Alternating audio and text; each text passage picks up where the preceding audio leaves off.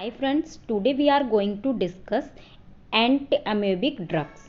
इसमें हम पढ़ेंगे आज कि एंटी अमेबिक ड्रग्स क्या होती हैं। ये D pharm first year, D pharm second year and B pharm सभी के लिए ये मोस्ट इम्पॉर्टेंट टॉपिक है। सबसे पहले पढ़ेंगे हम एंटी अमेबिक्स मतलब ये क्या होता है, इसमें अमेबेसिस क्या होता है। अमेबेसिस मतलब ये होता कैसे है पहले तो हम वो पढ़ेंगे। इसमें क्या होता है, प्रोटोजोअल इन्फेक्शन होता है, इसे बोलते हैं प्रोटोजोअल इन्फेक्शन। ये किसकी वजह से होता है, अनहाइजीनिक कंडीशन की वजह से।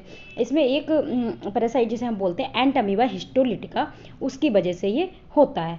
ठीक है, जो अगर हम जैसे क्या है आजकल जैसे हैंड सैनिटाइजर यूज़ कर रहे हैं, सोप कहते हैं कि हैंड वॉश करो, तो अगर हम क्या करते हैं साफ़ सफाई रखेंगे मतलब हाइजीन कंडीशन रखेंगे तो क्या कर डिजीज़ को हम पहले से कंट्रोल कर सकते हैं। अमीबेसिस को रोकने के लिए जिस भी मतलब ड्रग का यूज़ करते हैं उन्हें हम कहते हैं एंटी अमीबिक ड्रग्स। अगर हम इसकी बात करें जैसे क्या होता है एंथलमेंटिक की कंडीशन इसमें बोल सकते हैं, या फिर अंडर डेवलप्ड जो कंट्री होती है वहाँ पर, या अनडेवलप्ड कंट्री में ये ज़्यादा होता है।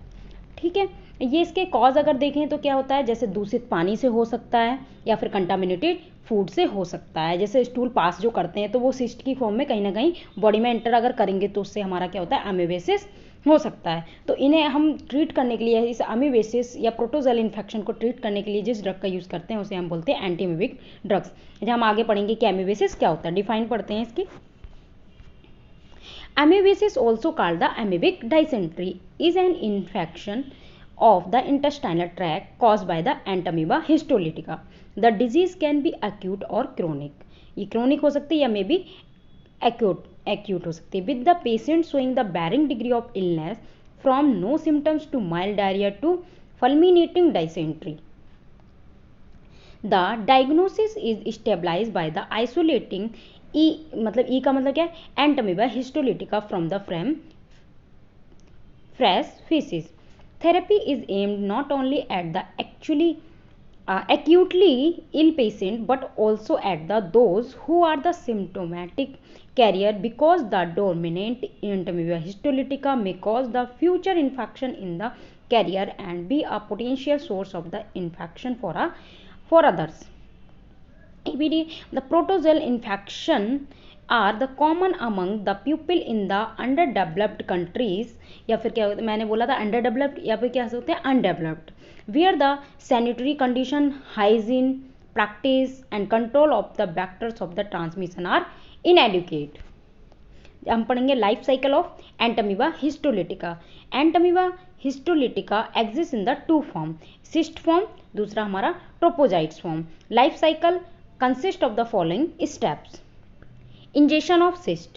Cysts are the ingested through the feces, contaminated food or water. Formation of tropozoites. Cysts are passed into the lumen of intestine where the tropozoites are liberated. Excitation. Penetration and multiplication of tropozoites. Tropozoites are penetrated in intestinal wall and multiply within colon wall. They either invade and ulcerate the mucosa of the intestine or simply feed on the intestinal bacteria. Systematic invasion. Large number of tropozoites within the colon wall can also lead to the systematic invasion and cause liver abscess. When the tropozoites have breached the intestinal wall, they can either enter करता है the blood stream and travel to the various internal organ. They can end up in your liver, heart, lungs, brain or other organs if tropozoites invade. Cyst excretion. The tropozoites within the intestine are slowly carried toward the rectum where they return to cyst from the are excreted in feces. Classification of amoebicidal drugs. According to the site where the drugs is effective, the amoebicidal drugs are classified as luminal amoebicides. Act on the parasite in the lumen of wall. Dichloroacetamide.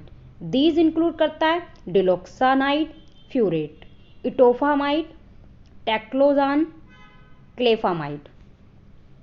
Halogenated hydroxyquinolines. These includes करता है diiodohydroxyquine, idoquinol, idochlorohydroxyquinone, clicoquinol.